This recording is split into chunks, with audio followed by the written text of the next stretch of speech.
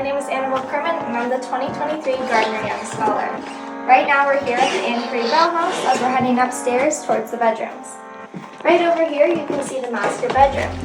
Now you'll also notice the blue window pane. The blue window pane was a late 1800s health trend / craze that was started by A.J. Pleasanton, who was a general in Philadelphia's volunteer militia in the Civil War.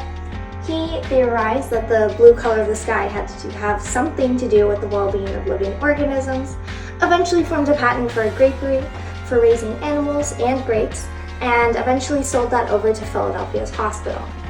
Now, this trend did die in the late 1800s, around 1877, but obviously as this house was built in 1900, the craze did live on.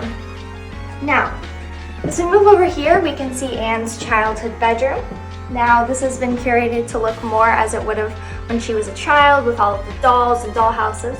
She was an avid doll collector, and what's really interesting about a lot of the doll houses is that they were made room by room using shipping boxes. Now, as we move over here, we can see the dressing room.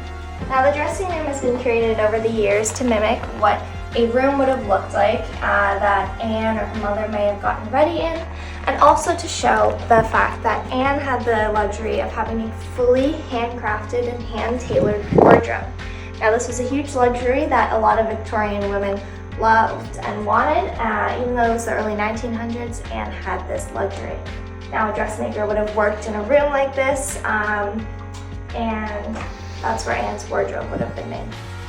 Now over here we've got the music room. You'll notice the cello that belonged to Anne's husband, Thomas Currie-Bell. It was built, we estimate, around the mid-1800s, purchased in the 1900s in England, and brought back over to the US. Now, this cello has since been refurbished, and we assume that's where the lighter stain comes from, since it's unusual of a cello of the time. But yes, this room holds a lot of musical history. We've got a 1903 Edison phonograph, which would have used wax cylinders to play music over on the right, as well as a metal tooth comb music box in the corner. Now, on the left, we can also see a model of the Currie-Bell's sailboat, the Bluebell.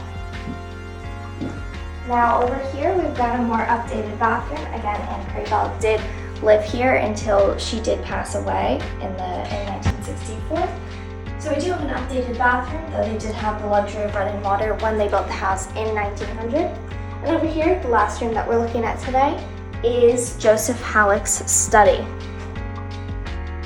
Now, this is where Joseph would have done most of his work, as he did hold a few government positions. And you'll also notice little details in the room, such as the bookcases, and also the rocking chair that has a print of the USS Maine. We know it's the first one, it only has 2 smokestacks, and yes, this is the one that did get blown up to start the Spanish-American War.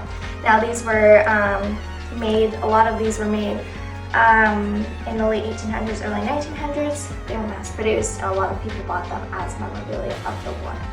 Thank you. To learn more, come for a tour here at the Maple Lane Complex.